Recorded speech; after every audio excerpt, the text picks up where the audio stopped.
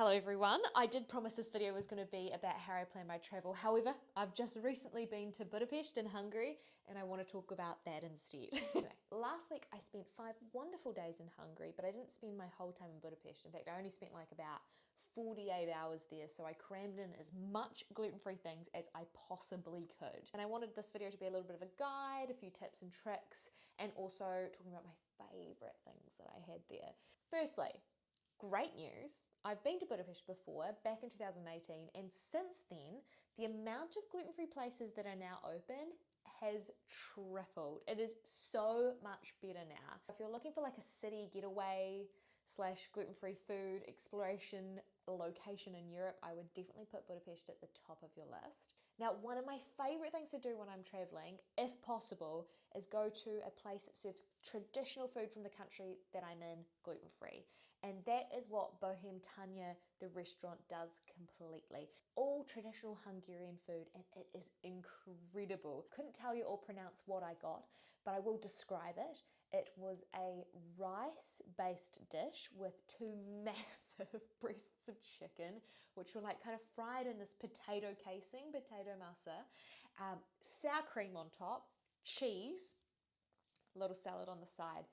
I don't know that I can quite get across how big this meal was. I eat a lot. I'm a girl, I do a lot of exercise, I need a lot of food, and that defeated me. I got about 1/3 of the way through and that defeated me, but it was so delicious. I ended up chatting to the owner who started bringing me out palinka, which is the sort of spirit, the traditional spirit in Hungary.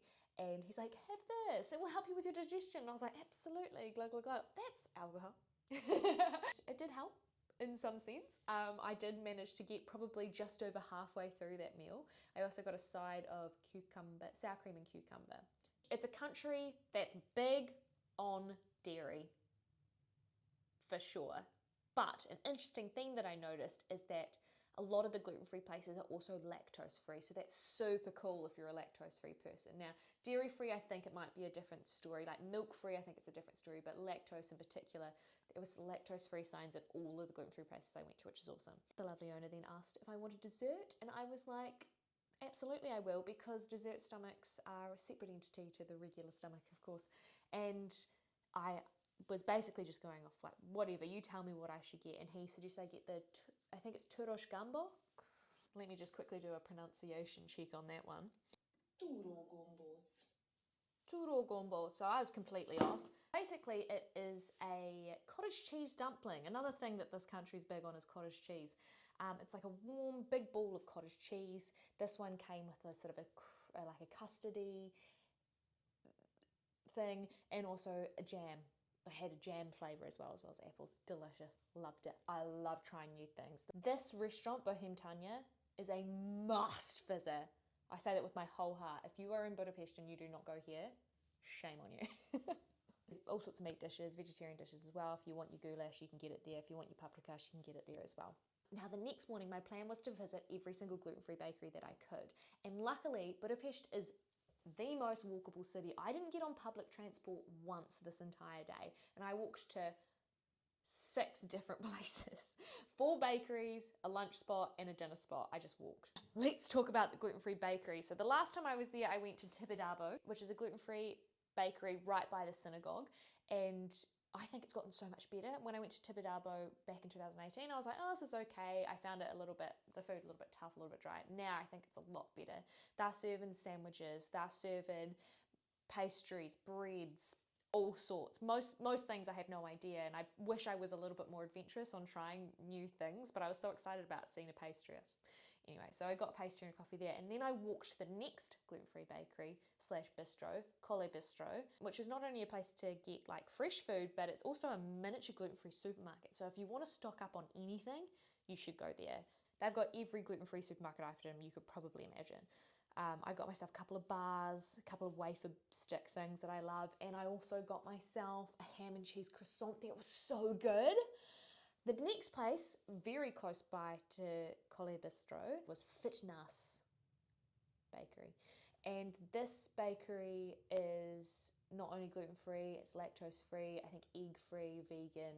It's a very dietary inclusive place. And that's where you want to go if you want something sweet, if you want some patisserie. They've got the most beautiful cakes, biscuits, little bits and bobs. Obviously, I'd been eating a lot this morning, so I just went for 2 of their gorgeous little biscuits, like a Nutella flavoured one and a pistachio flavoured one. Oh, they were lovely. They were lovely. I actually only had a bite of my pistachio one, then I dropped it on the ground, which sucked. So sad I couldn't get back to that place because, oh my gosh, it was. I wish I could have dug into their cakes. The 4th gluten-free bakery is called Free, and it's on the other side of the river to sort of the main area. I always get confused with which side's Buddha and which side's Pest, but it's on the north side. North? Or was it east and west? Geography is not my strong point. Anyway, it's on the other side of the river to the other ones, and it's called Free, a gluten-mentisch pixage. So sorry about my pronunciation. Hungarian's a very difficult language for me to wrap my tongue around. I was learning how to say cheers, for so long, and I just cannot get the sounds out of my mouth. Anyway, Free, wonderful. It's a tiny little bakery by a park, and when I was there, the cherry blossoms were blooming. Oh, stunning. They are also serving fresh bread, fresh pastry. I got a cruffin because it looked amazing. Once again, I should have got something more traditional. So stupid of me. And then I got a coffee and just sat in the park and ate that. Beautiful. They are 4 bakeries you should visit. 4 gluten-free bakeries that are all walkable. I went to all of them in about 2.5 hours. The biggest walk was to the one on the other side of the river. That was about a 45-minute walk. But the other 3 were probably half an hour, 15 minutes from each other. I believe there might be other gluten-free bakeries, but I just didn't get round to them, and if I find them out, I'll add them to the map that I've made, the gluten-free Budapest map, which I will put in the bio down there if you want to use it, as well as a blog post where I've got all of this information, hopefully in an easy to read format. What did I do? I had lunch, and I had gluten-free langos, and langos is a very big food in Hungary. It is basically fried bread, and a lot of people think that they'll never be able to have langos because it's fried bread. You're not going to get your gluten-free version, but there is one place that does it, and it's called Retro Langos. They have a separate area to make their gluten-free bread. In fact, the owner from Bohemtania helped Retro Langos make their gluten-free langos area a little bit safer because he went and helped them out, so that's awesome. I cannot get over the portion sizes in this country. I ended up going for a vegetarian one because I thought, oh, maybe it will be a bit lighter.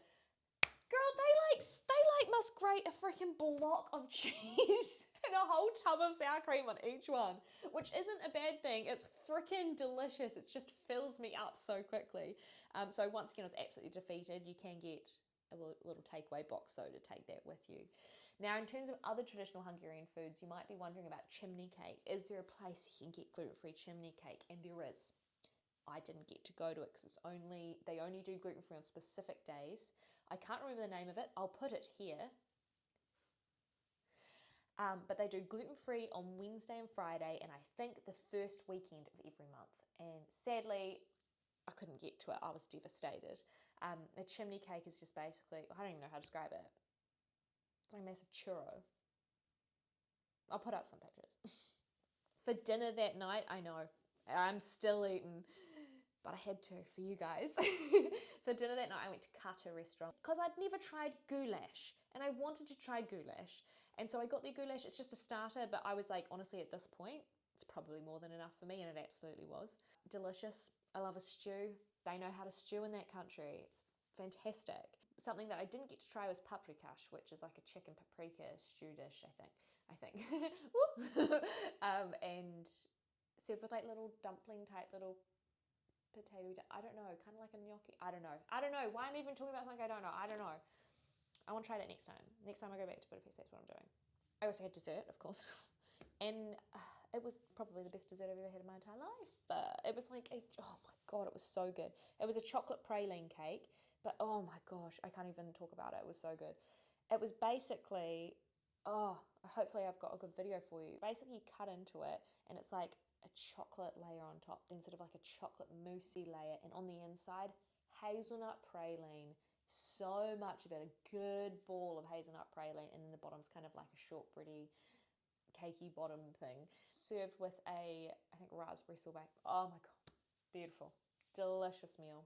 And then I basically rolled back to the hotel. That is all the gluten-free places I went to. The next morning, I ended up going back to Tibidabo because they had kind of the best grab-and-go options and they were closest to my hotel. They do some really nice sandwiches and some really nice bagels and filled croissants. So I got a couple of bits for the day because I knew I was going outside the city. And that was a really good idea. I had a fantastic sandwich, sun-dried tomato, prosciutto, lettuce, mayo. That's all a girl wants when they're asking for sandwiches, you know? And for the next few days, I was doing some other work. I was helping Margarita, who runs Free From Fest. Her family runs a wedding event space. It's a beautiful mill that they've renovated. Oh, it's so stunning, so beautiful. Probably one of the most beautiful places I've been to. And it's in the middle of nowhere. So I was helping them on those days and didn't try any more gluten-free food. Except for the stuff that we made ourselves. But that brings me to supermarket items that I brought back with me. Let's talk about it. Obviously, as is the general rule, it's much easier to find gluten-free stuff in big supermarkets. And there's big Tesco's there, there's Spar. The bigger, the more range there'll be. We went to one called, oh no, Auchan. This is how it's spelt, but it's probably not pronounced like that if I'm being entirely honest. I think it might be French. Big supermarket, incredible gluten-free range. This is where I got most of the stuff from. So this is what I brought back with me. Firstly, everything's paprika in Hungary. I got myself some paprika lays. They've got paprika curvies there too. These I found in quite a few places. Gluten-free sort of chocolate-coated pretzels. This brand I found pop up quite a bit. It's an Italian brand that they sell and they do little bits. I got this wee little gluten-free tart, but they do lots of little gluten-free bits and pieces in small packages. There used to be a company that sold these in the UK and I love them. They're like a puffed wafer filled with chocolate. They've got about 4 different flavours. I love the chocolate or the Nutella sort of hazelnut one best. So I got a bunch of these, which I've been slowly eating through. This I got, it's a banana chocolate bar. I hoped it was going to be like a Perky Nana from New Zealand. It's not quite, but it is still quite good. Pasta. I do have a lot of pasta at home already, but we just had some left over, so I thought I'd take it back with me. This was my favourite chocolate that I had over there. Merci. I don't know where it's from, but I liked it. And it comes in these like 4 individual bars, which I think is cute. You open it up like that and, oh, they're all gone because I've eaten them. And lastly, the most exciting thing that I haven't tried yet, but I'm very excited to, is this Malinka gluten-free. Is it called Malinka? It's a honey cake, gluten-free honey cake, a very popular cake in Hungary. Can we take a look at it? It's been through the ringer. It's been like, it's travelled around with me for a few days. Oh gosh, I hope it's not destroyed. It's survived. Should we give it a little bite now? Why not? I'm only just about to go out for dinner. Okay. So soft. Look at the layers.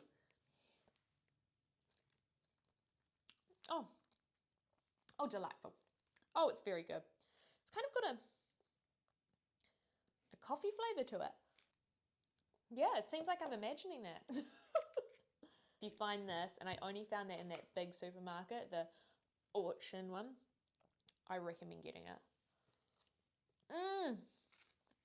Another interesting thing about Hungarian cuisine is they've got what I would call a lamington. It's very popular there. In fact, it probably originated in Hungary and someone brought it over.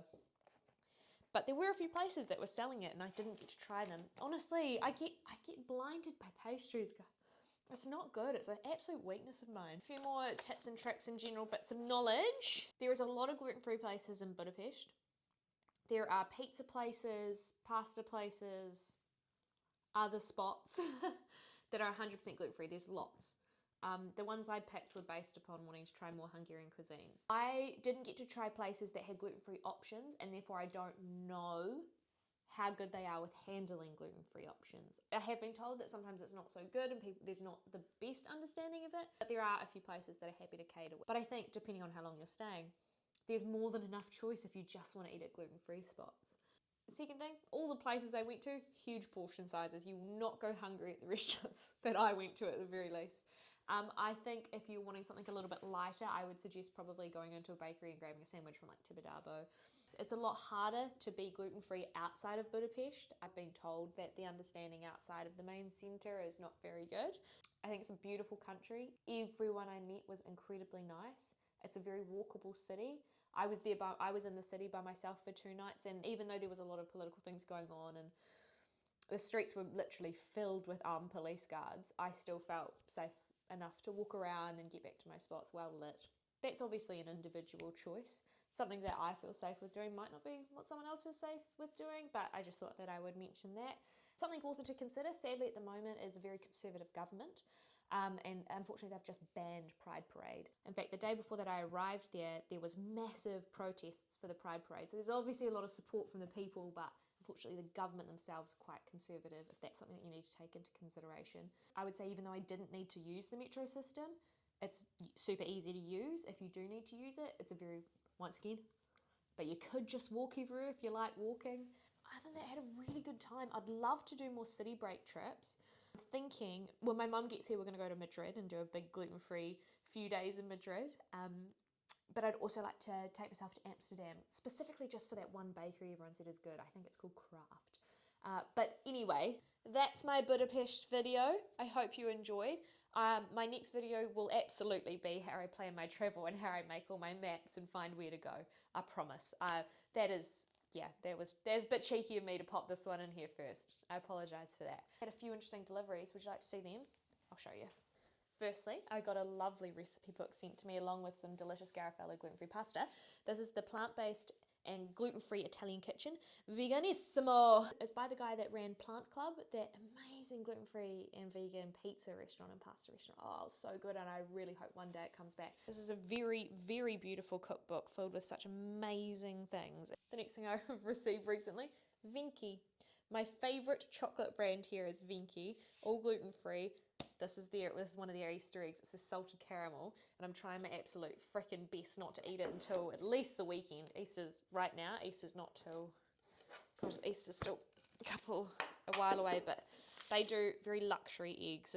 I felt very lucky receiving this because I normally wouldn't be able to afford an egg like this, so that's exciting. But I like going to Venki because I've got a bunch of stores in London, and I just pop in and do a little bag of like 3 or 4 chocolates, pay like £4 and eat them on the way home after a good night out. And lastly, if you're watching this from New Zealand or Australia, you'll be pleased to know gluten-free Tim Tams have arrived in the UK, and I just got a box full of them open because I was showing people on Instagram how to do a Tim Tam slam. They're now available in Waitrose. All that info I've popped in my blog post if you need it like that. Otherwise, see you soon for a travel video.